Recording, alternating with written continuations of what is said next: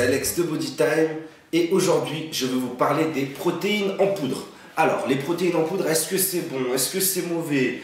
Est-ce qu'il faut en prendre? À quoi ça sert? D'où elles viennent? Voilà les questions auxquelles je vais répondre aujourd'hui pour vous éclairer un petit peu sur le sujet. Alors les protéines déjà, elles sont issues généralement soit du lait, soit des œufs, soit des pois, soit du soja, du riz même. Voilà, il y a plein de sources possibles pour extraire les protéines. Et voilà, donc voilà ce que c'est que les protéines. Et c'est en poudre, donc c'est ce qui fait souvent peur aux gens. Voilà. Souvent les gens assimilent les protéines en poudre à du dopage. Donc c'est faux, les protéines ne sont pas du tout inscrites dans la liste des produits dopants. Donc ça ne fait pas partie du dopage. Et c'est un produit qui est 100% naturel. Si vous prenez uniquement de la protéine, c'est 100% naturel. On va prendre l'exemple de la protéine de lait. La protéine la plus utilisée, vraiment celle qui est utilisée, je dirais même à 80-90% du temps, c'est vraiment la protéine de lait. Donc c'est du lait qu'on a déshydraté. C'est-à-dire déjà qu'on a retiré toute l'eau qui se trouve dans le lait. Et là, vous vous retrouvez avec du lait en poudre, comme vous pouvez donner à boire au bébé, ou même, voilà, certains ont du lait en poudre chez eux, ils rajoutent de l'eau, ça fait du lait, voilà. On a juste retiré l'eau du lait, ça vous a donné du lait en poudre. Pour garder seulement les protéines, on va retirer à cette poudre-là le maximum de graisse et de sucre, et là, il vous reste seulement les protéines. Voilà, ça tourne entre 80 et 95% de protéines selon les marques, selon les protéines.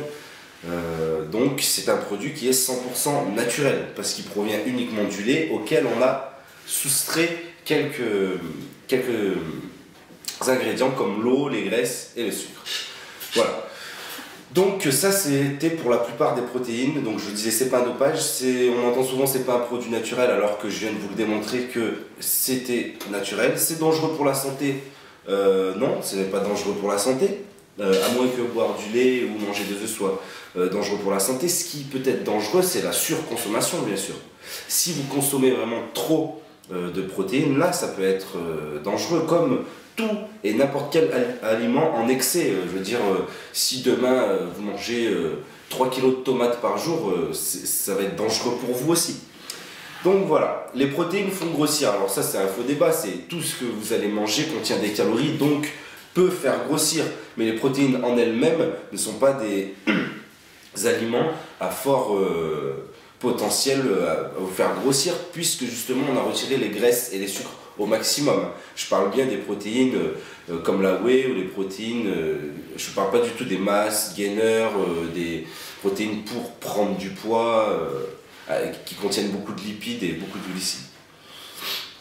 Donc voilà, donc on dit souvent aussi que avec les protéines, on va beaucoup plus vite se muscler, beaucoup mieux se muscler, ce sera beaucoup plus rapide, on va devenir énorme, mais c'est complètement faux. C'est complètement faux parce que déjà si vous prenez des protéines sans vous entraîner, il n'y a aucun intérêt. Aucun intérêt. Parce que les protéines vont vous servir à la reconstruction musculaire. Quand vous vous entraînez, vous cassez des fibres musculaires, vous faites des micro-lésions au niveau des fibres musculaires. Et c'est ces micro-lésions qui, en se reconstruisant, vont devenir plus fortes. Et vous allez vous améliorer petit à petit comme ça, en cassant. Quand elles se reforment, elles sont un petit peu plus fortes, puis on recasse, puis ça devient encore un petit peu plus fort. Et vous avez une courbe qui monte petit à petit. Les protéines, à quoi elles vont servir justement dans cet entraînement? Ça vous sert pendant la phase de récupération. Vous récupérez mieux les fibres qui ont été cassées, légèrement mieux. Donc, vous allez mieux vous réentraîner et ainsi de suite. Voilà à quoi servent les protéines. Ce n'est pas un dopant comme j'ai dit tout à l'heure parce qu'elles n'augmenteront pas du tout vos performances. D'accord? Vous avez beau prendre des protéines, vous ne soulèverez pas plus lourd l'entraînement qui suit. Donc voilà. Il y en a d'autres aussi qui me disent c'est inutile parce que les aliments solides sont bien suffisants.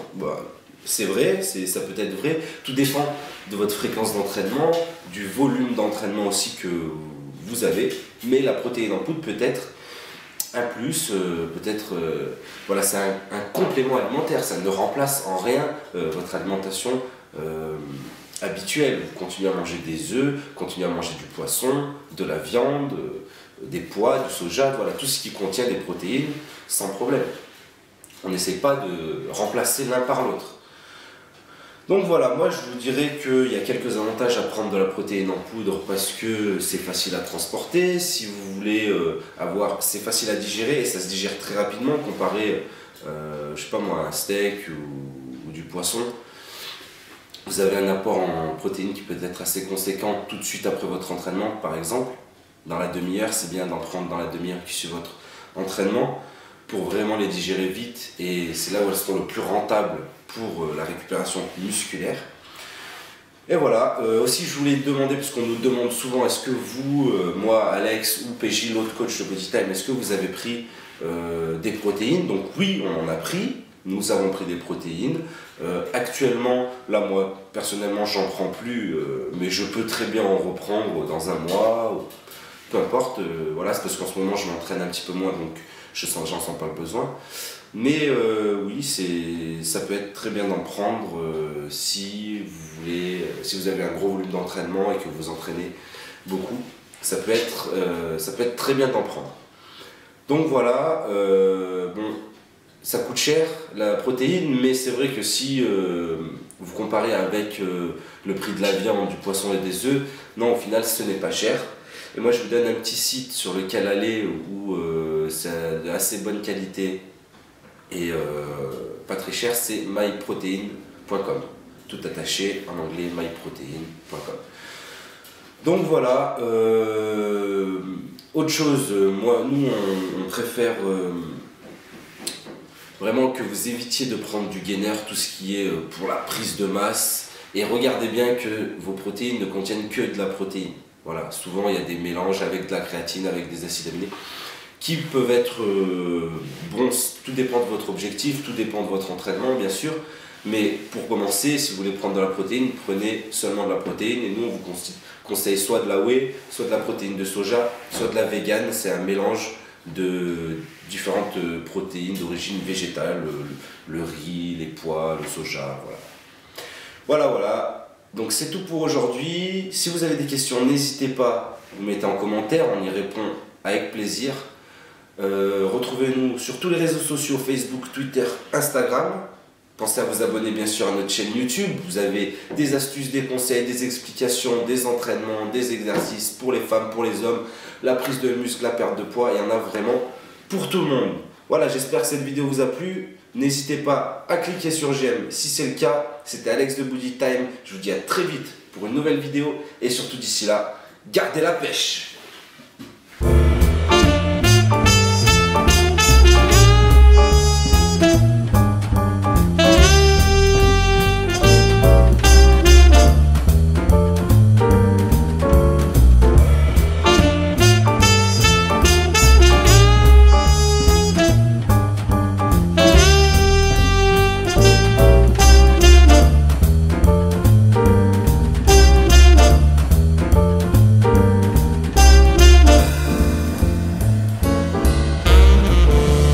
Salut à tous et bienvenue sur Bodytime, c'est Alex et PJ. Aujourd'hui on va répondre à une question qu'on nous pose fréquemment.